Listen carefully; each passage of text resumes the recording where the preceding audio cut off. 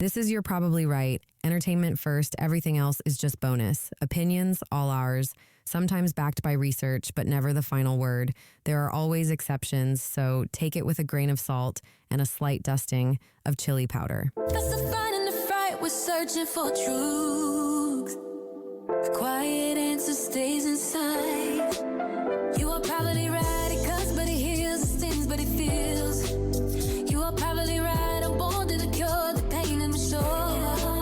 From gliding to ignite, we're finding the way, from biting to inside, where shadows give way. You are clouded alive. Hey, how you doing, y'all? This is MCM again, and here we go again with another crazy episode, I would say anyway. It's episode 250. We're there. We're getting there. Every little thing she does isn't magic.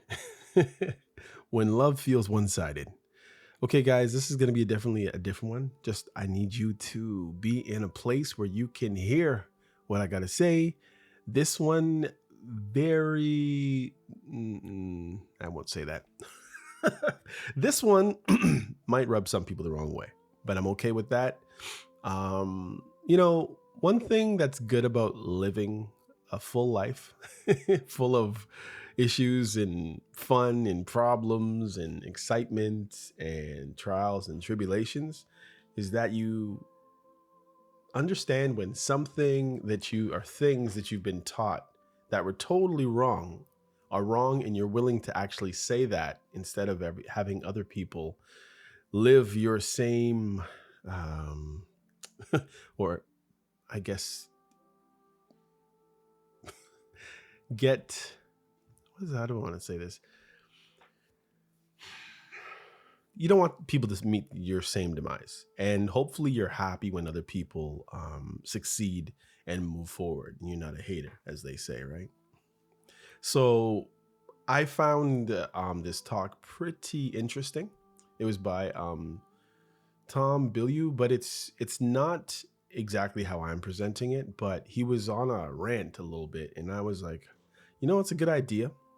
And I believe what he was saying. He was talking about his marriage, and he was talking about how his marriage has been very successful for serious reasons that I'm hoping I will be able to properly cover, and hopefully you'll be able to understand it. I am doing it in kind of story mode. As I said, history was always back in the day told from, maybe grandparent or great grandparent to kids and everybody in between. Story like usually they'd be 100% real stories, and who knows, maybe they probably slide some stuff in there, but the stories always came with values and belief systems that families held on to and passed down from generation to generation, and because they were told in a story type way, they were easier to remember. So that's exactly what I'm doing right now. I can't say that I'm going to always do my podcast this way, because I've already done probably at least 10 different types of podcast styles. Again, if you have something to add, if you have something that you want to ask, you can email us at yprpodcast@gmail.com. Okay. All right. So I'm going to get right into it. Again, I didn't say it this time, but welcome. The reason why I'm saying again is because I've done 3 episodes today. Welcome to my first-time listeners, my regular listeners, and my last-time listeners. I'm thanking you for the time that you spent with me, however long that is. So here we go, okay? I want you to picture this with me. Again, it's late at night. The house is dark and still. A husband lies in bed, of course, staring at the ceiling. He's scrolling through his phone, not really reading, not really watching, just scrolling because he doesn't want to face the aches and pains that he feels inside. His wife is lying next to him, turned away, of course, already asleep, supposedly. Or maybe pretending to be, right? And the thought in his head, the thought that won't leave is this: does she even want me anymore?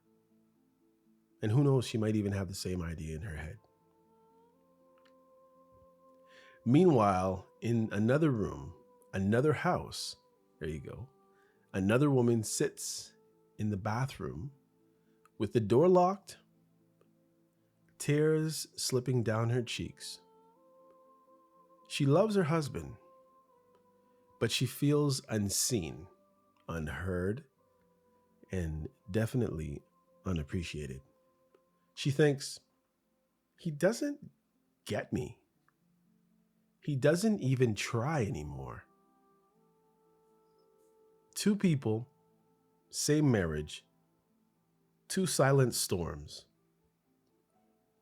And if you've been married more than 5 years, maybe 10, maybe longer, maybe in the past, you know this storm. Time after time, the passion fades, the fire dies, and the distance grows. The distance grows, sorry. And here's the kicker.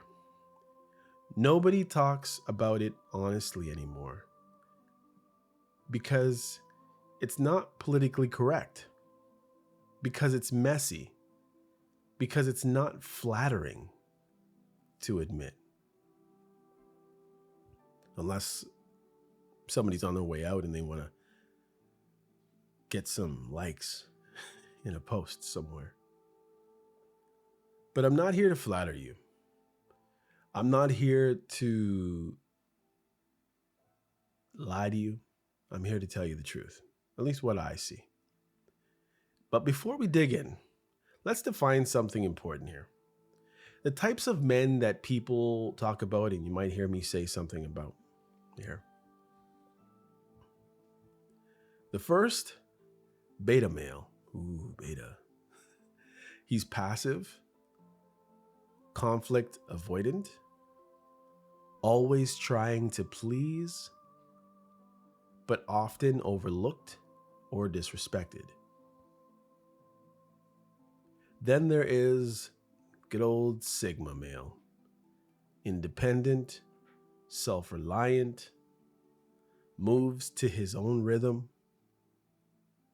not bound by social hierarchies, but sometimes misunderstood as detached. And then there's finally the alpha male.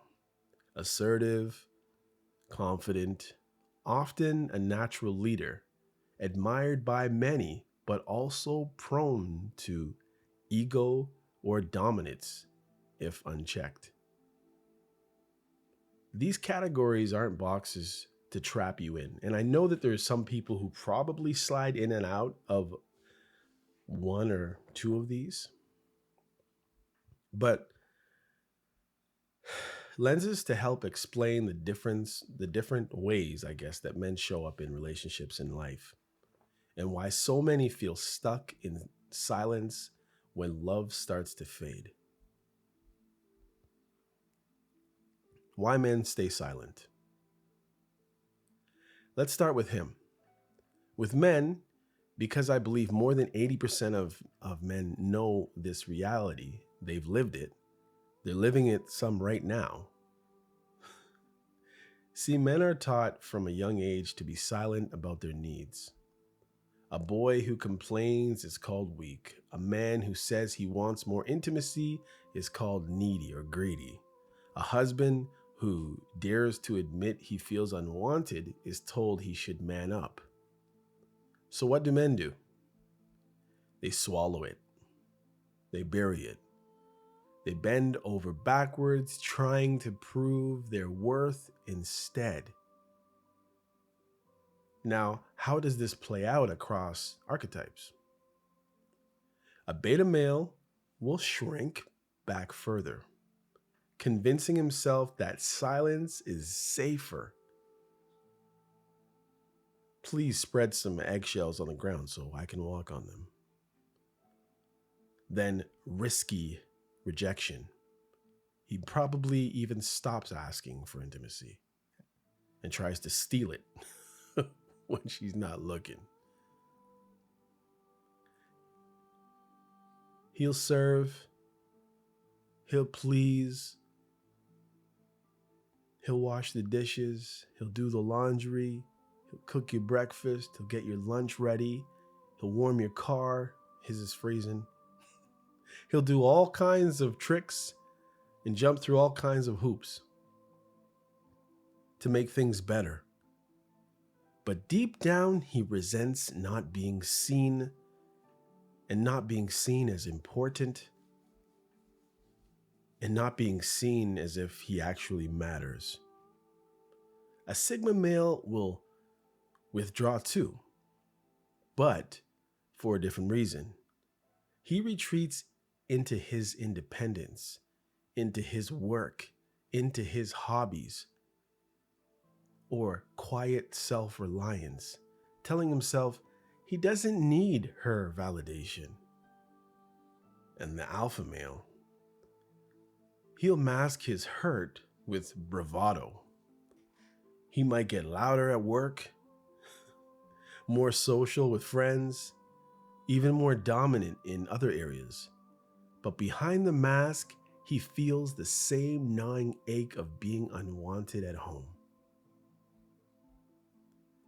He'll take her out to dinner. He'll fold the laundry. He'll plan the vacation. He'll work overtime to buy the bigger house, the bigger ring, the better car. He'll do all of it hoping, praying that one day she'll look at him again the way she used to. And when she doesn't, he goes quiet. He shuts down. He tells himself, it's not worth the fight. Ladies, let me tell you something. Your man has thought about leaving. He may not say it, but he has calculated it in different ways. He may never act on it, but the thought has definitely crossed his mind. Silence does not equal satisfaction at all. And every time he feels rejected, every time he feels invisible, the silence grows louder, the ideas get broader.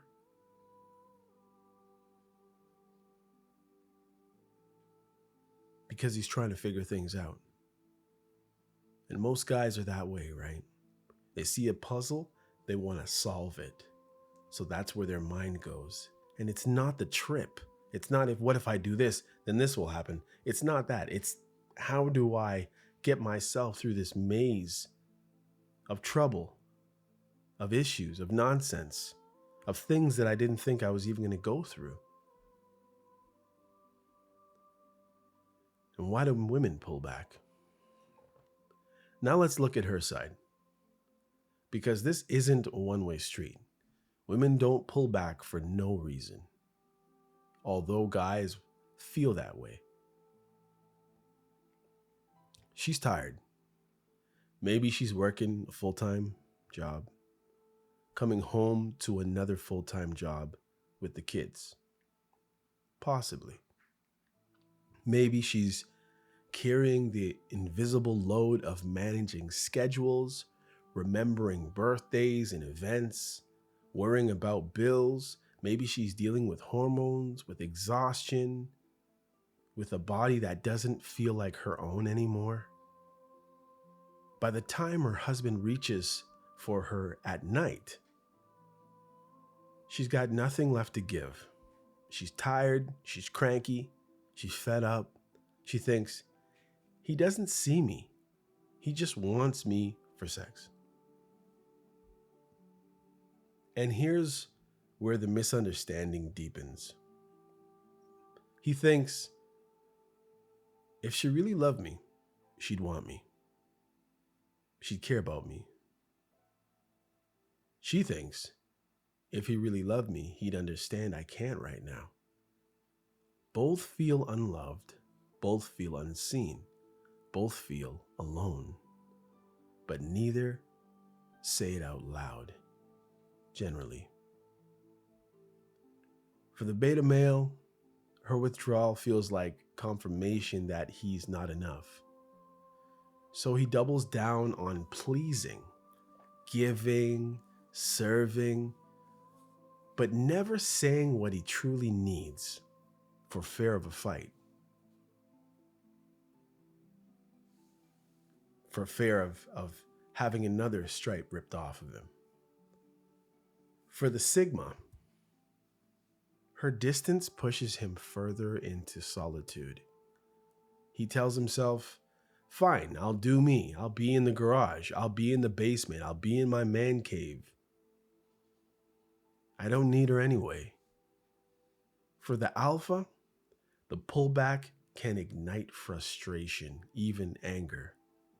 He may push harder. He may demand actually more, or retreat to other places where he feels powerful, out with the guys, all the while missing the heart of what is actually happening. Remember the story from the transcript about the shopping trip. She wants to go shopping. He doesn't. But if he goes with her, if he endures the mall, the endless browsing, the shoe store, the fitting room, she'll thank him later. Maybe with a smile, maybe with affection, maybe with intimacy. But make no mistake, it's a negotiation. She knows it. He knows it. He just paid for it. And marriage is full of those unspoken trades. The problem is when those trades become the only language they speak. Take out the garbage, you might get a kiss. Pay the bills, cut the lawn, you might get some. Don't take the garbage out on time. Don't do this, don't do that. You might end up on the couch. The negotiation marriage. Let's pause here for a second, because this is where most couples get it wrong. Every marriage is actually a negotiation. That's not a cynical take. That's reality. You give, they give. You withhold, they withhold. And the balance shifts back and forth like a scale. Sometimes she uses intimacy as leverage, manipulation. Sometimes he uses attention or money as leverage, and that's if he makes more. And when both start keeping score, guess what? Love dies. Picture this. A wife says, I'll think about being intimate if you help me more around the house. There's not a guy on the planet Earth who wants that. I know it's said and I know it's used, but nobody wants that. And feeling like you're the gatekeeper, you're ruining your own situation. Just doesn't seem like it because you hold the keys.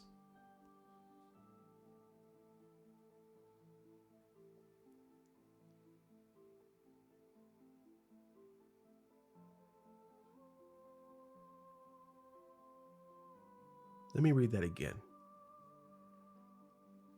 Picture this. A wife says, I'll think about being intimate if you help more around the house. A husband thinks, I'll be more affectionate if she stops nagging me. Round and around they go. And that might not be it for guys. It might not be the nagging.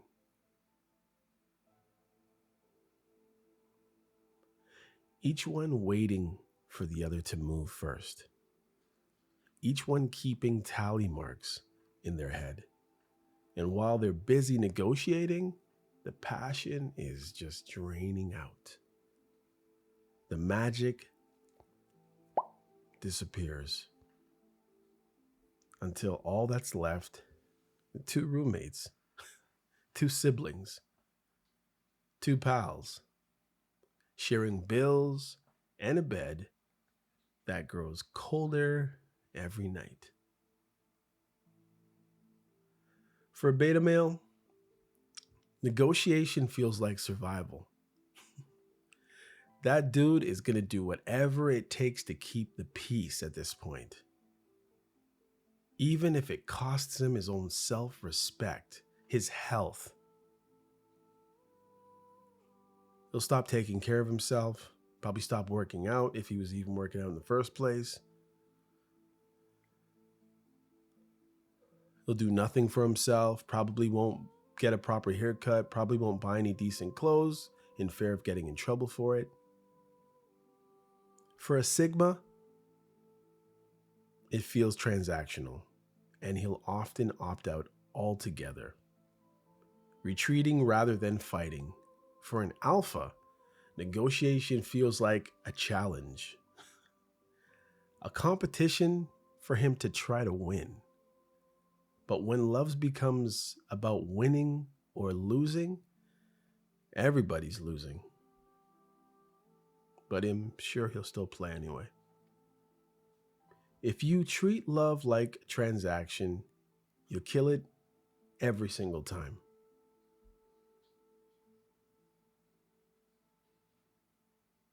I know people do it in their relationships. Oh, I got this, so I got this. And people stay together, but you're still killing the affection. You're killing the desire. You're killing the romance. You're killing whatever it is you had at the beginning.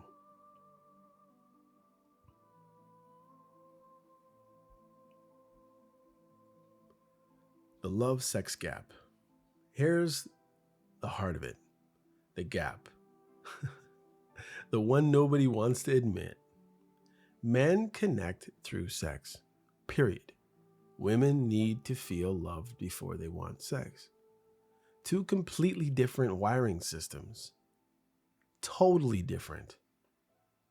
And unless you understand that, you'll spend your marriage in constant frustration. Did you hear that? You're going to sit there in it for the rest of your life if you decide to stay together in frustration. Nobody's going to get what they want. I want you to picture a husband who comes home from work. He's been thinking about his wife all day, actually. He wants her. He reaches for her that night. She pulls away. Not because she doesn't love him, though, but because her day was chaos. She's exhausted. She needs tenderness. She needs conversation. She needs connection. She wants to tell him about her day. She might even want to know about his day. And he thinks she doesn't want me. So now picture the reverse. A wife spends all day feeling unseen. She wants him to notice her, to compliment her, to ask her about her life. But instead, the first touch she gets is bedroom stuff. She thinks, he doesn't love me, he just wants me for my body. Both feel rejected. Both feel unloved. But they're speaking different languages.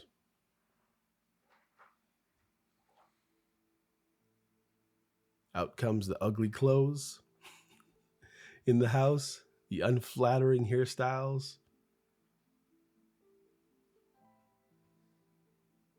and all the other stuff that are put out there. And you know what I mean. For the beta male, this rejection reinforces his fear of independence and what he's going to have to do that he doesn't know how to do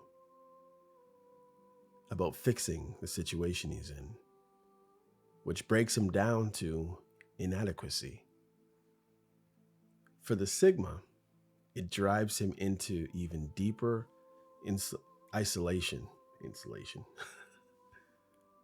where he convinces himself he doesn't need her validation.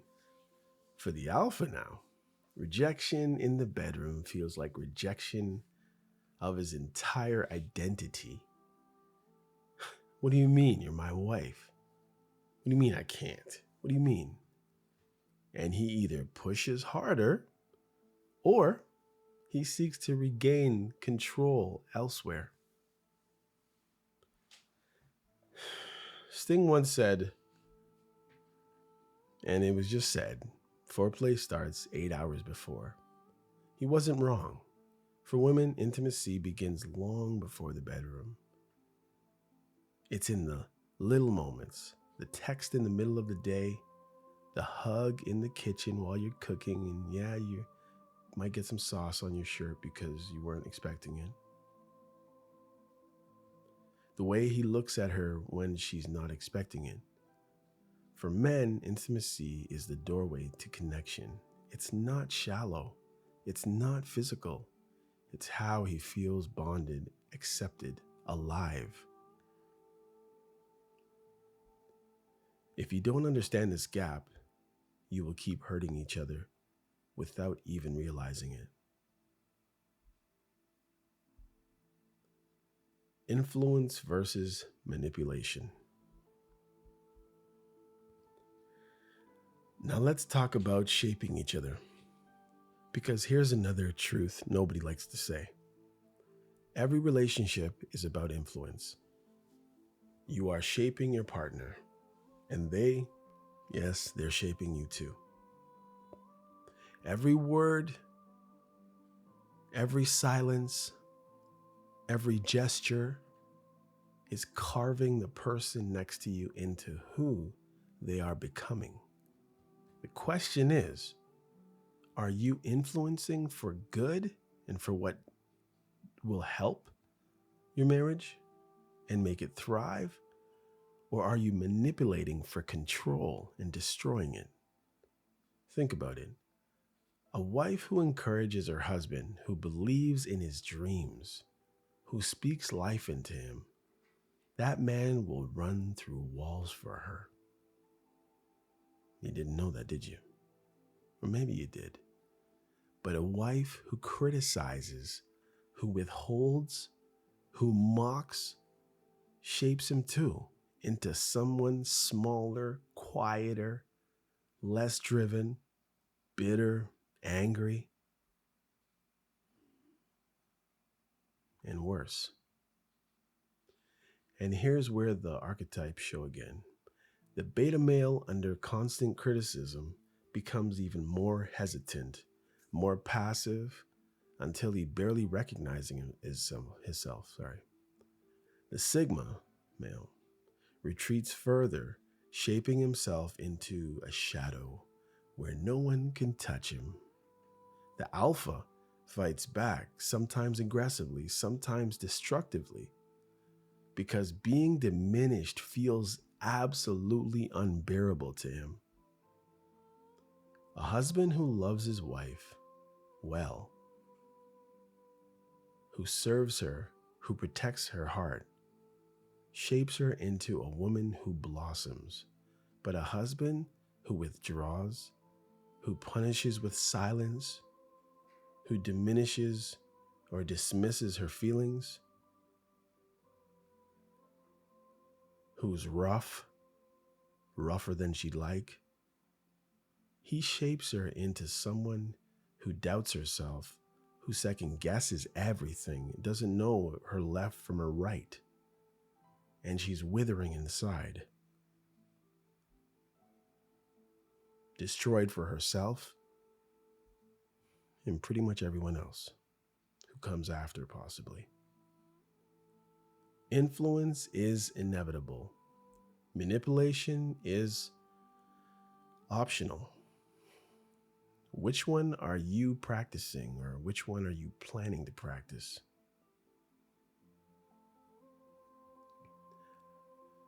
Modern lies that break couples up.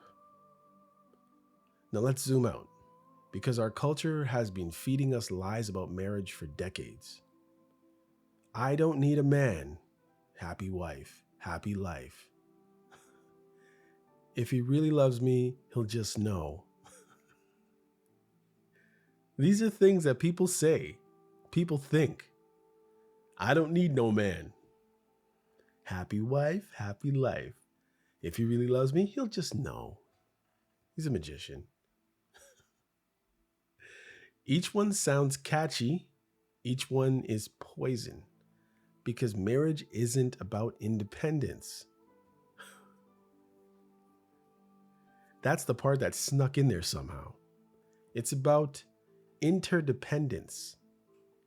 It's about two people carrying the weight together, and when you buy into it, these lies, you set yourself up for resentment, bitterness, unforgiveness, coldness, aloneness, even if you're together. For beta male, these lies make him feel like he should never have needs.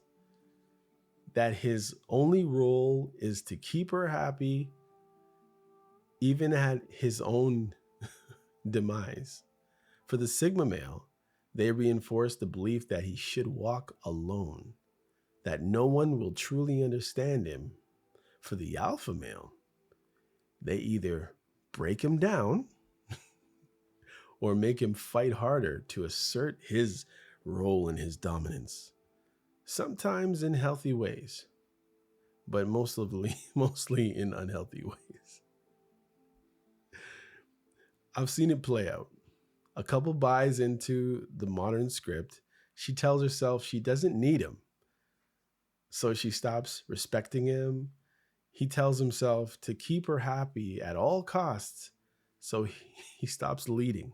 And slowly their marriage collapses. Not because they didn't love each other, but because they believed the wrong story, the wrong narrative. But I've also seen the opposite. A couple who embraces traditional partnership. She respects him, he cherishes her. They both sacrifice, they both serve. And 50 years later, they're still holding hands at the grocery store. That's not luck.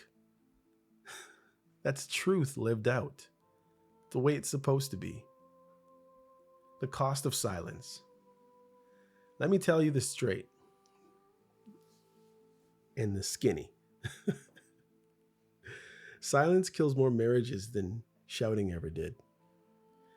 I've sat across from men who said, I just stopped talking. It wasn't worth it anymore. I've heard women whisper, I begged him to open up, but he never did.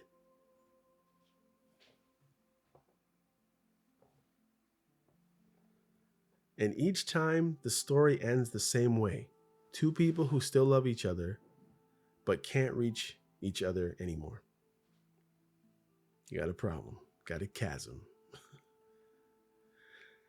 For the beta male, silence becomes a prison he never escapes.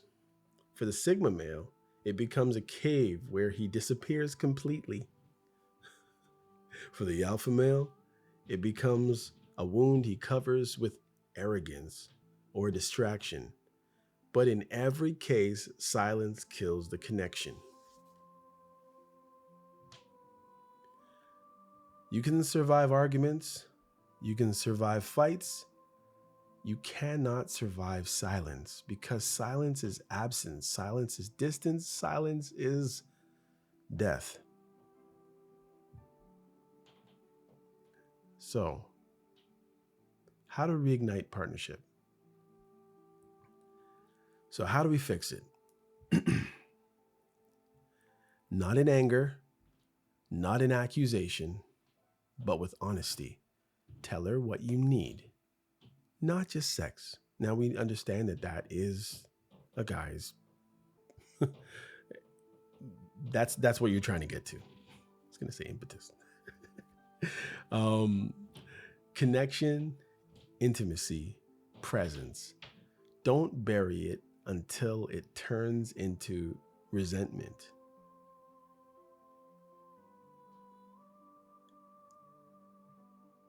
Tell her what you need. Not just sex, connection, intimacy, presence.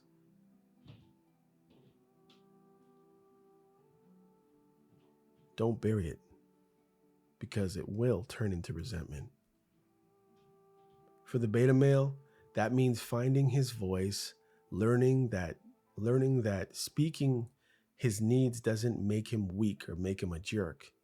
For Sigma, it means letting someone into his world, realizing that independence doesn't have to mean isolation. For the Alpha, it means softening enough to be vulnerable, to admit that even strong men need love and can be wrong sometimes, need touch, need reassurance. Women, you have to listen, not hear. Listen. Understand that when your man asks for intimacy, it's not just about his body. It's about his soul. It is about connection. It's about how he feels loved. Your willingness to be there. Not like a dead fish. Not all right, that's enough. Not oh well, okay.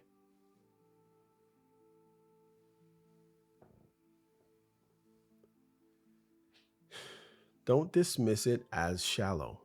Don't roll your eyes. Because to him, it's everything.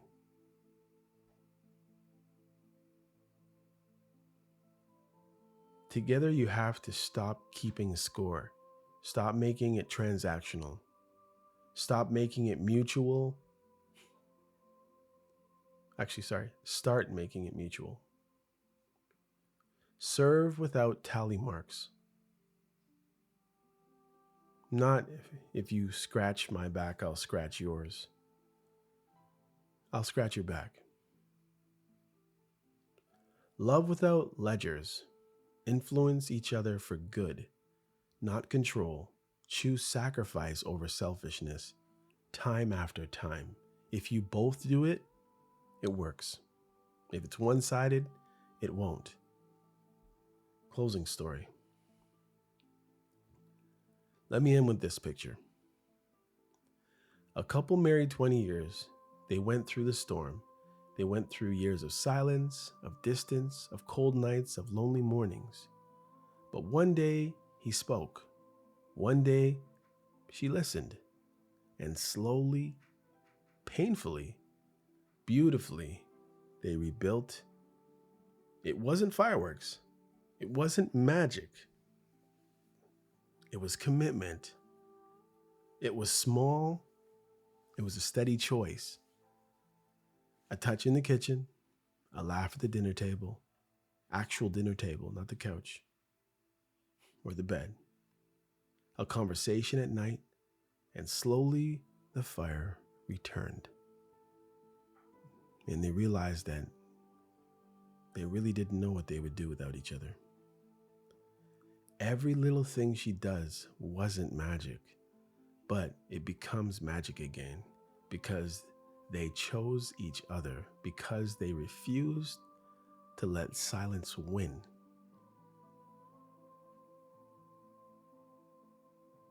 Because they showed up. And that's the choice in front of you. Will you keep pretending, keep negotiating, keep staying silent? Or will you break the cycle and choose love again, time after time? All right, guys, that's about it for today. I hope something here made sense, and maybe it was ahead of your time. Maybe it's fast forwarded too far.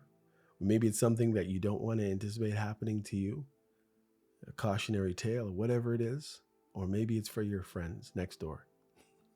Whatever it is, please share, please like, please follow, please subscribe, please rate, and email us if you have something, okay? yprpodcast@gmail.com. Anyhow, that's it for today. Take care of yourself. God bless.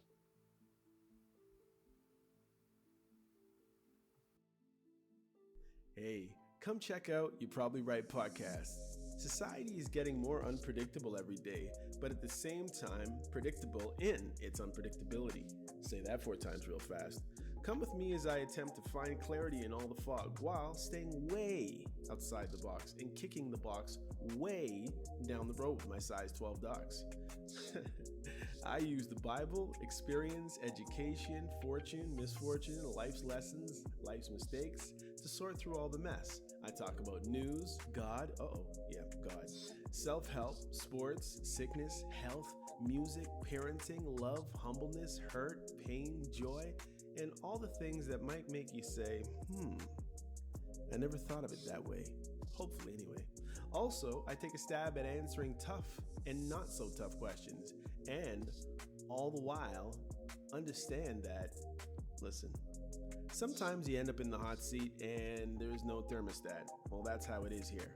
And because there's no topic, very few topics off the table, Torontonians will understand that Doug Ford reference there. Hopefully the podcast will be helpful and uplifting. And hey, maybe you'll find your own private Idaho here somewhere. Hope to see you soon.